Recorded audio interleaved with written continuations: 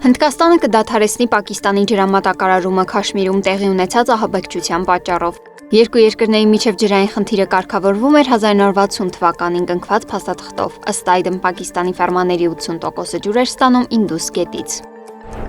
Շաբաթ երեկոյան Վանկուվերում փառատոնի ժամանակ վարորդը մեքենան մխրճել է ամբոխի մեջ, զոհվել է 11 մարդ, տասնյակ մարդիկ վիրավորվել են։ Փառատոնին հրավիրված է եղել 100,000 մարդ, որոնցից շատերը փոքր երեխաներ ունեցող ընտանիքներ էին։ 30-ամյա տղամարդուն մեղադրանք է առաջադրվել։ Քննիչները նշել են, որ կասկածյալը ոստիկանության ուշադրության կենտրոնում եղել է դեռ նախքան հարձակումը։ Նրանք բացառում են ծայրահեղական շարժառիթը, փոխարենը մատնանշելով կասկածյալի մտավոր առողջության հետ կապված խնդիրները։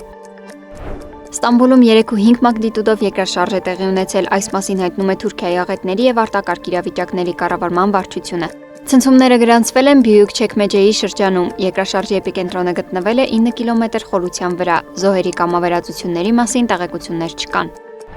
Իրանի հարավում գտնվող Բանդար Աբաս նավահանգստում տեղի ունեցած հզոր պայթյունի հետևանքով զոհվել է առնվազն 28 մարդ, վիրավորվել 800-ը։ Իրանի կառավարությունից տեղեկացրել են, որ պայթյունը հավանաբար կապված է պայուսավորված քիմիական նյութերի հետ։ 6 մարդ անհետ կորած է համարվում, քանի որ հրշեջները շարունակում են աշխատել հրդեհը մարելու ուղղությամբ, չնայած ուժեղ քամու պատճառով առաջացած դժվարություններին։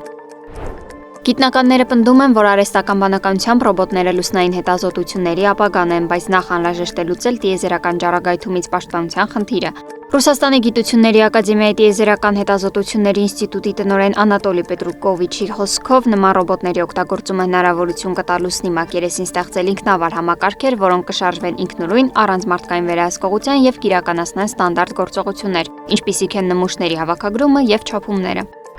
ԱՄՆ-ն օդային հարվածներ է հասցրել Եմենի հյուսիս-արևմուտքում գտնվող կալանավայրերին, որտեղ ավելի քան 100,000 մարդ է պահվում։ Զոհվել է առնվազն 30 աֆրիկացի միգրանտ։ 50-ից ավելի վիրավորներ տեղափոխվել են հանրապետական հիվանդանոց, նրանց մեծ մասը ծանր վիճակում է։